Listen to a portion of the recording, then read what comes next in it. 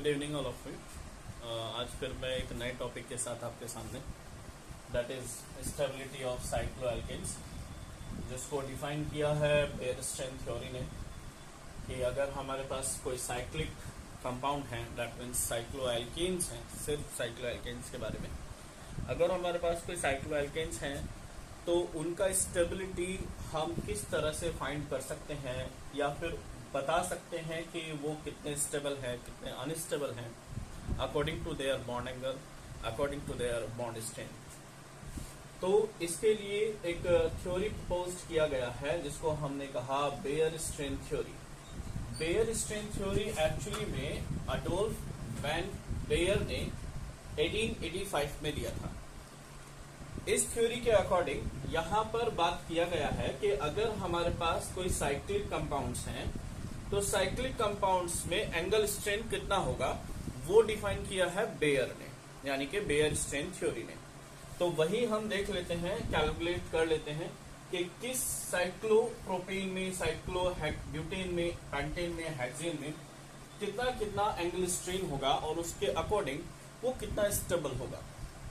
Then first of all जो bear ने कहा, यानी कि अडोल्फ वैन बेयर ने बताया कि अगर आपके पास साइक्लोप्रोपेन्स या दैट मीन साइक्लोएल्केन्स हैं और उनके बीच में जो बॉन्ड एंगल है वो 109 डिग्री 5 मिनट है, ये एक स्टैंडर्ड वैल्यू है बॉन्ड एंगल की, that is 109 degree dot 5 minute. तो अगर कहीं पर इतना बॉन्ड एंगल पाया जाता है तो वो साइक्लोएल्केन सबसे ज्यादा स्टेबल होगा, या फिर वो कहें कि वो स्टेबिलिटी रखता है। लेकिन अगर उससे कम या उससे ज्यादा हो जाते हैं तो वो अनस्टेबल कहलाता है अकॉर्डिंग टू द बेयरस्टेइन थ्योरी। तो हम देख लेते हैं इनका स्ट्रेन कैलकुलेट करने के लिए जो अडोल्फ वैन बेयर ने हमें जो फॉर्मूला दिया है उसके बारे में हम बात कर लेते हैं, that is angle strain. Angle strain की अगर हम बात करें तो उसके लिए हमारे पास फॉर्मूला है, that is 1/2 109 degree 5 minute minus that is alpha. Alpha को मैं क्या कहूंगा, अल्फा को मैं कहूंगा that is bond angle, bond angle in cycloalkanes. कभी कभी ऐसा भी हो सकता है कि आपको इस तरह के क्वेश्चंस मिल जाएं और आपको बॉन्ड एंगल ही याद न रहे कि बॉन्ड एंगल किसमें कितना होता है, तो उसके लिए भी यहां पर हम इस अल्फा को थोड़ा सा मॉडिफाई कर दे रहे हैं, which will be 1/2 109 degree 5 minute minus that is 2n-2 by n multiply by 90। ये फॉर्मूला भी हम कैलकुलेट कर सकते हैं, इसके फॉर्मूला के द्वारा भी हम कैलकुलेट कर सकते हैं एंगल स्ट्रेन। तो यहां पर आप ये कह सकते हैं कि अगर आपको किसी भी साइक्लोएल्केन के बीच में बॉन्ड एंगल फाइंड करना है तो आप ये वैल्यू लगाकर उसका बॉन्ड एंगल कैलकुलेट कर सकते हैं। देन तो first of all we are going to try for cyclopropane. Cyclopropane के लिए ट्राई कर लेते हैं कि उसका बॉन्ड एंगल या फिर बॉन्ड स्ट्रेन कितना आता है, देख लेते हैं। We are going to put the values in the formula, that is 109 degree 5 minute minus there is 2, and how many carbons are there? There is a 1 2 and 3, so we put the value of n as like a 3, that is 3 multiplied by 90. What's we got? That is 1/2 109 degree 5 minute minus that is 3 minus 2 will be 1 multiplied by 2 and there will be 3 multiplied by 90. It will be 1/2 109 degree 5 minute minus 3 3 9, it will be 30, there will be 60। तो यहां से आपको पता लग सकता है कि अगर हमें किसी भी साइक्लोएल्केन में बॉन्ड एंगल फाइंड करना है तो हम सिर्फ ये कैलकुलेशन करने से हमें उसका बॉन्ड एंगल भी मिल जाए। 1/2 multiply by that is 49.5, that is 49 degree 5 minute half करेंगे इट्स विल बी 24.6575 अप्रोक्स। तो हम यहां पर ये कह सकते हैं कि जब हम साइक्लोप्रोपेन के बारे में बात कर रहे हैं, कैलकुलेशन करने पर हमें एक एंगल स्ट्रेन मिलता है that is 24 degree 75 minute, that is 75 minute. तो इसका मतलब क्या है? इसका मतलब ये हुआ कि बेयर स्ट्रेन थ्योरी हमें ये एक्सप्लेन करता है कि हमारे पास जो ये साइक्लोप्रोपेन है, इसका एक्चुअली में जो बॉन्ड एंगल होना चाहिए था वो होना चाहिए था 109 डिग्री 5 मिनट, बट यहां पर जो बॉन्ड एंगल है वो है 60, जिसकी वजह से इसमें एंगल स्ट्रेन कितना आया, दैट इज 24 डिग्री 75 मिनट, जिसको हम ये कह सकते हैं कि ये जो बॉन्ड है, जो बॉन्ड एंगल है, ये क्या होना चाहेगा, ये थोड़ा सा एक्सपेंड होना चाहेगा, बढ़ना चाहेगा। क्यों? क्योंकि यहां पर बॉन्ड है 60 और बेयर स्ट्रेन थ्योरी के अकॉर्डिंग जो स्टेबिलिटी फॉर्मेशन है वो है 109 डिग्री 5 मिनट पर। तो इसका मतलब ये है कि ये थोड़ा सा यहां पर बॉन्ड इंक्रीज होना चाहेगा ताकि ये कितना हो जाए, 109 डिग्री 5 मिनट के इक्वल। तो ये थोड़ा सा एक्सपेंड होना चाहेगा। इसी तरह से अगर मैं यहां पर साइक्लोब्यूटेन के बारे में बात करूं, साइक्लोब्यूटेन आपको डायरेक्टली पता ही है, ऑब्वियसली यहाँ पे जो बॉन्ड एंगल होता है वो 90 डिग्री है।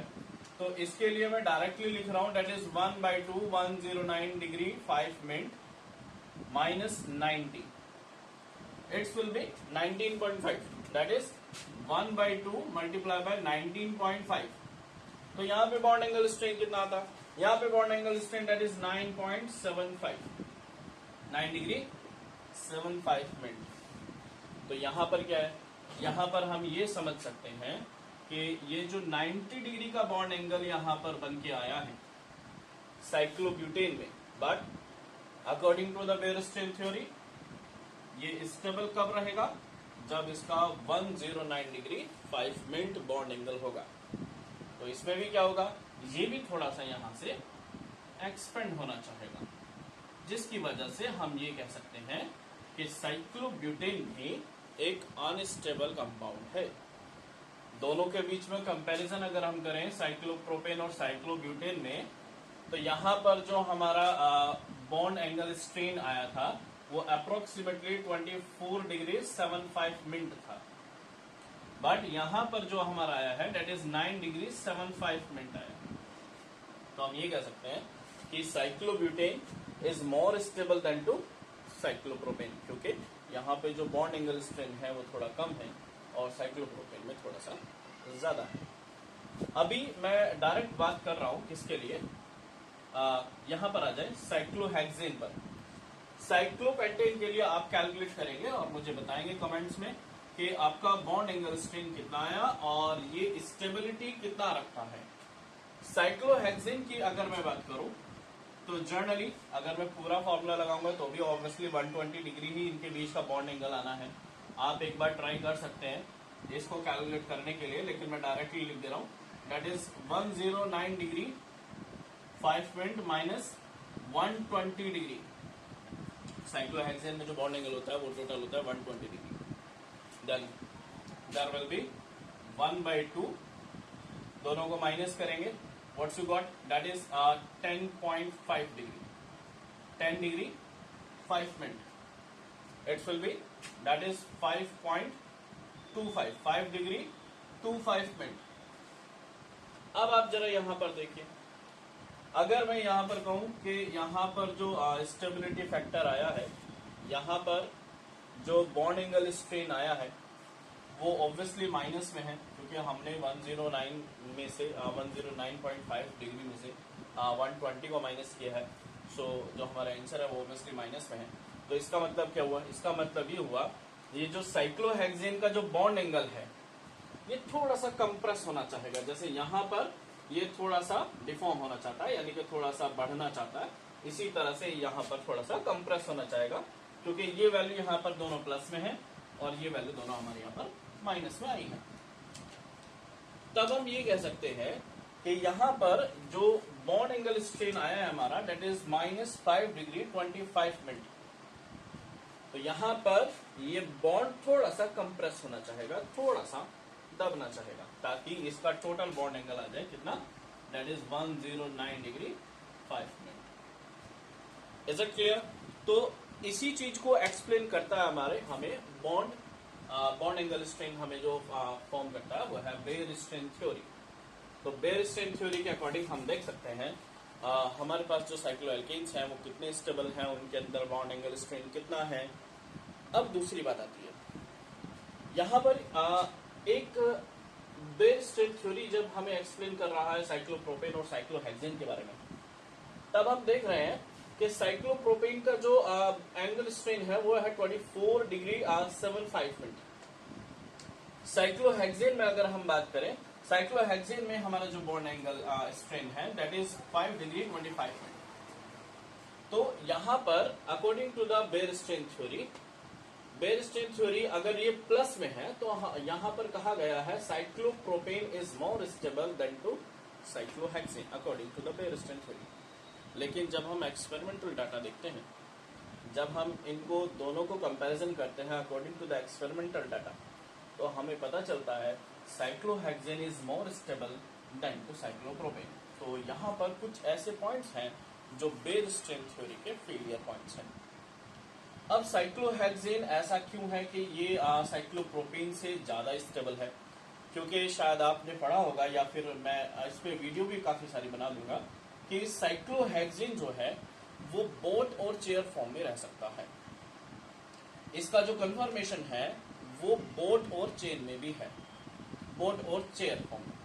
तो बोट और चेयर फॉर्म में ये 109 डिग्री 5 मिनट का ही बॉन्ड एंगल बनाता है, जिस वजह से हम कह सकते हैं कि साइक्लोहेक्सेन जो है वो साइक्लोप्रोपेन से ज्यादा स्टेबल है। बट बेयर स्ट्रेन थ्योरी ने इसका हमें उल्टा बताया कि बेयर स्ट्रेन थ्योरी के according cyclopropane is more stable than to cyclohexane, but calculated cyclohexane is more stable than to cyclopropane.